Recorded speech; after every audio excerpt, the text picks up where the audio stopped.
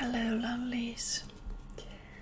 We are going to continue reading Snow White. We reached the part where the queen found Snow White in Dwarf's cottage.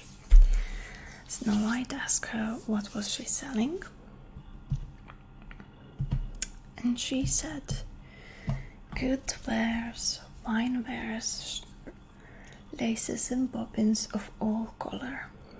I will let the old lady in. She seemed to be a very good sort of a body, thought Snow White, so she ran down and unbolted the door. Bless me, said the woman, how badly your stays are laced. Let me lace them up with one of my new laces. Snow White did not dream of any mischief, so she stood up before the old woman, who set to work so nimbly and pulled the lace so tightly that the Snow White lost her breath and fell down as if she were dead. There's an end of all thy beauty, said the spiteful queen, and went away home.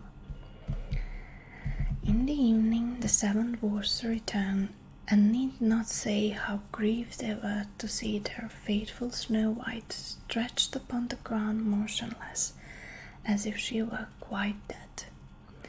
However, they lifted her up, and when they found what was the matter, they cut the lace, and in a little time she began to breathe, and soon came to herself again. Then they said, the old woman was the queen. Take care another time, and let no one in when we are away. When the queen got home, she went to her glass and spoke to it, but to her surprise it replied in the same words as before. Then the blood ran cold in her heart with spite and malice to hear that Snow White still lived, and she dressed herself up again in a disguise, but they were very different from the one she wore before, and took with her a poison comb. When she reached the dwarf's cottage, she knocked at the door and cried, fine wares to sell. But Snow White said, I dare not let anyone in. When the queen said, only look at my beautiful combs, and gave her the poisoned one, and it looked so pretty that the little girl took it up and put it into her hair to try it. But the moment it touched her head, the poison was so powerful that she fell down senseless. There you may lie, said the queen, and went her way. But by good luck the dwarfs returned very early that evening, and when they saw Snow White lying on the ground, they thought what had happened, and soon found the poisoned comb, and when they took it away she recovered, and told them all that had passed, and they warned her once more not to open the door to anyone. Meantime the queen went home to her glass, and trembled with rage when she received exactly the same answer as before, and she said, Snow White shall die if it costs me my life. So she went secretly into a chamber and prepared a poisoned apple. The outside looked very rosy and very tempting, but whoever tasted it, it was sure to die.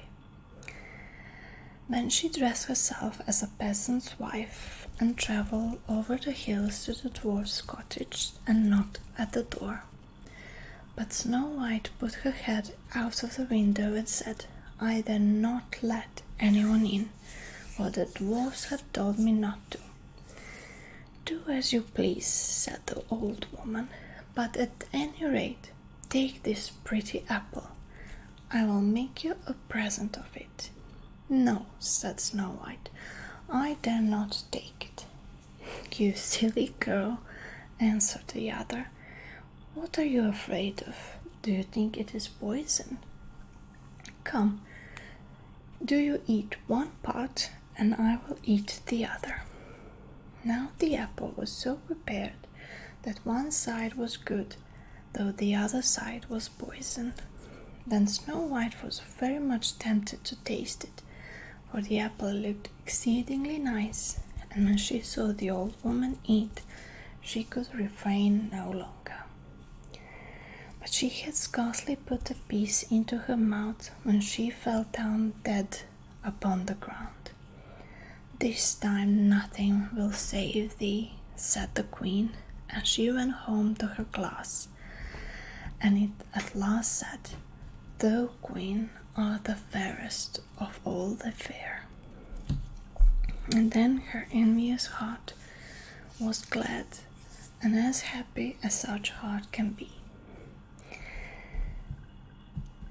When the evening came and the dwarfs returned home, they found the Snow White lying on the ground, no breath past her lips, and they were afraid that she was quite dead. They lifted her up and combed her hair and washed her face with water, but all was in vain. So they laid her down upon a bier, and all seven watched and bewailed her 3 whole days. Then they proposed to bury her, but her cheeks were still rosy, and her face looked just as it did while she was alive. So they said, "We will never bury her in the cold ground." And they made her a coffin of glass so that they might still look at her, and wrote her name upon it in gold letters, so that she was a king's daughter. Then the coffin was placed upon the hill, and one of the dwarfs always sat by it and watched. And the birds of the air came too, and bemoaned Snow White. First of all came an owl, and then a raven, but at last came a dove. And thus Snow White lay for a long, long time, and still only looked as though she were asleep, for she was even now as white as snow, as red as blood, and as black as ebony. At last a prince came and called at the dwarf's house, and he saw Snow White and read what was written in golden letters.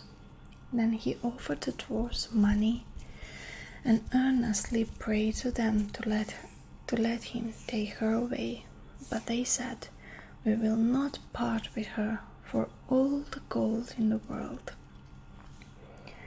At last, however, they had pity on him and gave him the coffin. But the moment he lifted it up to carry it home with her, the piece of apple fell from between her lips, and Snow White awoke and exclaimed, "Where am I?" And the prince answered, "Thou art safe with me." And then he told her what had happened and said, "I love you better than all the world. Come with me to my father's palace, and you shall be my wife." So Snow White consented and went home with the prince, and everything was prepared with great pomp and splendor for their wedding. To the feast was invited, among the rest, Snow White's old enemy, the queen. And as she was dressing herself in fine rich clothes, she looked in the glass and said, "Tell me, glass, tell me true, of all the ladies in the land, who is fairest?" "Tell me who." And the glass answered, "Thou, lady, art the loveliest here, I ween, but lovelier far is the new-made queen." When she heard this, the queen started with rage, but her envy and curiosity were so great that she could not help setting out to see the bride. And when she arrived and saw that it was no other than Snow White, whom she thought had been dead a long while, she choked with passion and fell ill and died. But Snow White and the prince lived and reigned happily over that land many, many years. That's all, folks. I hope you liked me telling it to you. I hope you enjoyed.